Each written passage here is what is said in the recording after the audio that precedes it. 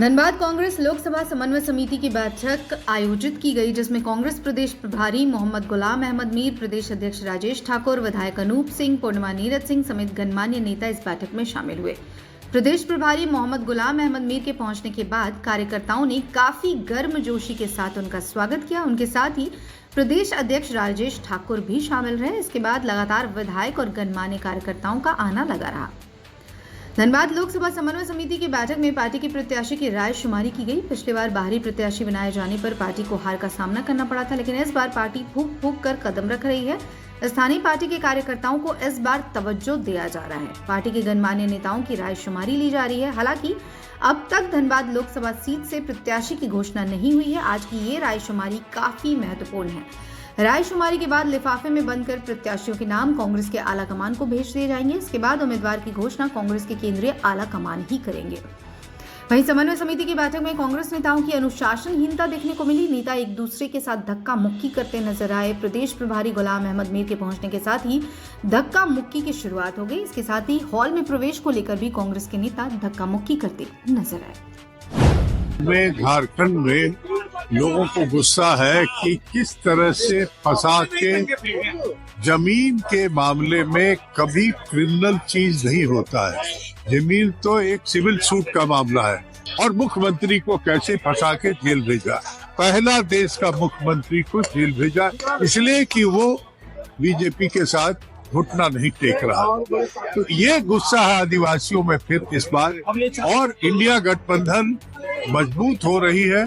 हमारे पास कहने को हजार बातें हैं जो हेमंत सरकार ने किया है झारखंड, तो हमें लेकर के अपने वादे को पूरा किया, उसके लिए लेकर के लोगों को जाने में कोई झिझक नहीं है। झारखंड में अब तक प्रत्याशी घोषणा नहीं हुई है कांग्रेस की तरफ या इंडी गठबंधन हो जाएगा। उसमें गठबंधन का मामला है तो गठबंधन एक पार्टी का तो है नहीं, तो नेचुरली उनके साथ वार्ता हो रही है, वो पूरा हो। आप कितने सीटों पर लड़ेंगे?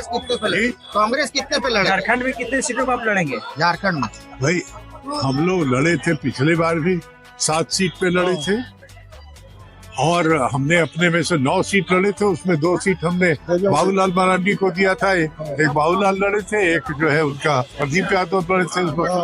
तो हम लोग उसी तरीके से 9 है, लेकिन हमको बांटना पड़ेगा 1-2। अभी कितने सीट पर कुछ अंदाजा है? क्योंकि आपका गठबंधन है, तो कितने सीट पर लड़ेंगे? कार्य नहीं कि 1-2 सीट अपने में से बांटना पड़ेगा, लेकिन हमको लगता है किसको बांटना है? वो कौन सी पार्टी होगी? लेफ्ट को भी देंगे, हम राजद को भी देंगे, लोकसभा सीट किसके खाते में अपने साथ से ही। हाँ, धनबाद किसके खाते में जाएगा? धन्यवाद। हम लोग प्रत्याशी लेकिन घोषणा नहीं हो रहा है। अच्छा, जो बड़ा मजबूत है और बड़ा है वो तो अपना प्रत्याशी ढूंढ रहे हैं। भाजपा उसी का इंतजार आप भी कर रहे हैं? उसी का इंतजार तो आप नहीं कर, उसकी रणनीति का ही नहीं, जब वही ढूंढ रहे हैं तो वो कितना मजबूत है। हाँ, देख लीजिए। तो मजबूती के बाद ही समझ में आएगा माजरा। तो क्या उसी की रणनीति का इंतजार हो रहा है क्या? चले। और हाँ, इंतजार किसी का नहीं, हमारा तो अपना गठबंधन का इंतजार।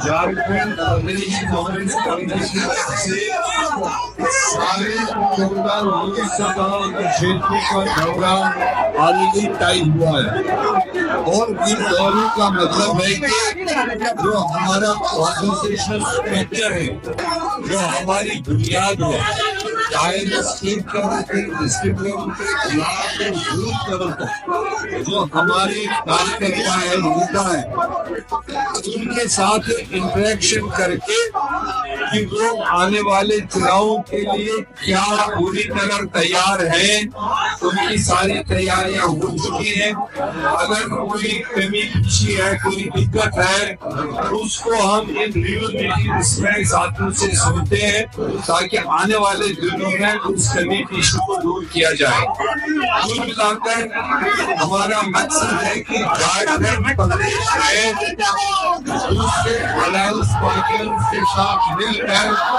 हम रात 2014 शुरू जीत हासिल करें, क्योंकि भारतीय जनता पार्टी की नीति उनके कार्यक्रम आप देख लिए उसमें इतना डिवाइसिव पॉलिटिक्स को चला रहे और एंटी यूथ और एंटी महिला एंटी मतलब हमारे फार्मर्स वो ऑलमोस्ट कर रही है। ऐसे में एक वायबल ऑल्टरनेटिव इंडिया अलायंस का पूरे देश में तैयार हो रहा है।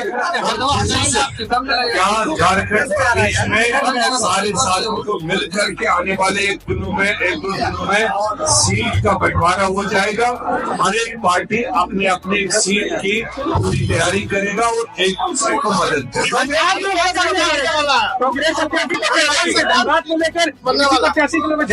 प्रत्याशी तो फेज 2 है, उसके लिए हमने सारे साथियों से आज बात की, इनकी राय भी जानी, इनका मशवरा भी रखा।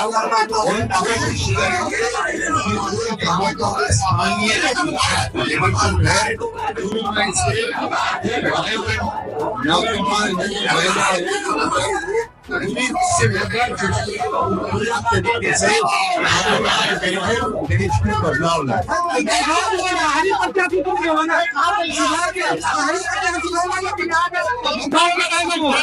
यहाँ से कई हमारे पास आए हुए हैं, ऑलरेडी स्क्रीनिंग चल रही है और फाइनली वो जब स्क्रीनिंग कमेटी में जाएगा, सीईसी में दिल्ली जाएगा, दिल्ली में सीईसी उसका हकली फैसला ले लेगा।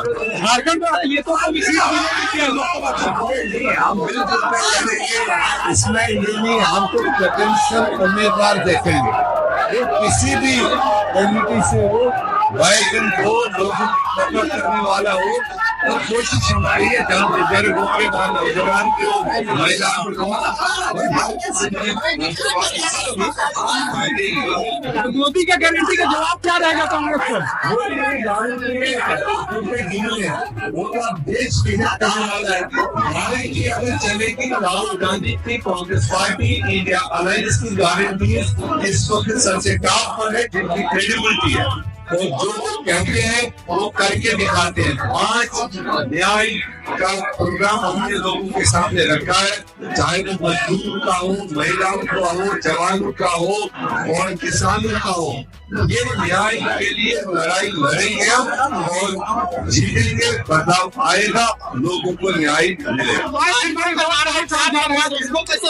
आज हमारे ये तो सारा धन्यवाद पार्लियामेंट कॉन्स्टिट्यूंसी आता और इनके साथ पिछले 2-2.5 घंटे इंटरेक्शन किया। सब तबकों को, सब कॉर्नर के लोगों ने बोला यहाँ पर इतना सैंपल आज के लिए काफी है, दूसरे फेज में दोबारा आएंगे। 400 पार का नारा लगा रहे हैं, वो समझ वो जानते हैं कि इस बार वो 200 भी टाइप नहीं कर पाएंगे, वो हमारे सारे बात को जानते हैं और वो डेस्परेशन है, इसलिए वो कहते हैं उनको इतना ही होता तो केरला से लेकर आसाम तक 2 नंबर के